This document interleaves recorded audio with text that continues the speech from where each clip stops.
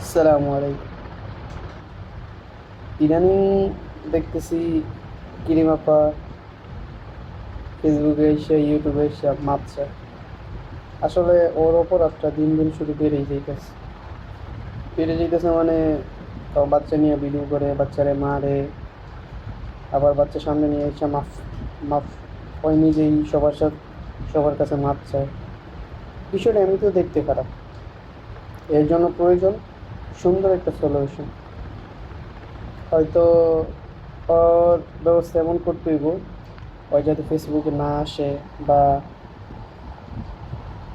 অনলাইনে অ্যাক্টিভিটি ওর কম থাকে, এই দিকগুলো দেখতে হইব।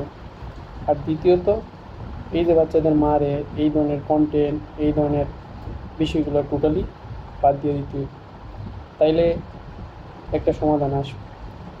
আর প্রায়শই কন্টেন্ট ক্রিয়েটররা একটা বিষয় করে, ওরা এড বা একটা জিনিস পাবলিসিটি করার লেগা নিজেদের এমনভাবে তুলে ধরে যেমন এরা আগে 1 বছর খাইছে না, পরে থেকে খাওয়া শুরু করে। মোটা হওয়ার, বিশেষ করে মোটা হওয়ার অ্যাডগুলা ওদেরকে এত এত বাজেভাবে উপস্থাপন করে, খাওয়ার পর ওই ওরা মোটা হয়ে যায়, এই এই নানান সমস্যা। ভাই, একটা জিনিস তুমি খাইতেছো, তোমার ভিতরে কি হইতেছে না হইতেছে আগে ওইটা নিয়ে তুমি কথা বলো। একটা জিনিস খাইছো, একটা সাপ্লিমেন্ট খাইছো, তুমি 10 কেজি 12 কেজি ওজন বাইরে গেছে, তোমার ভিতরে ফ্যাক্টটা ভিতরে কি এটা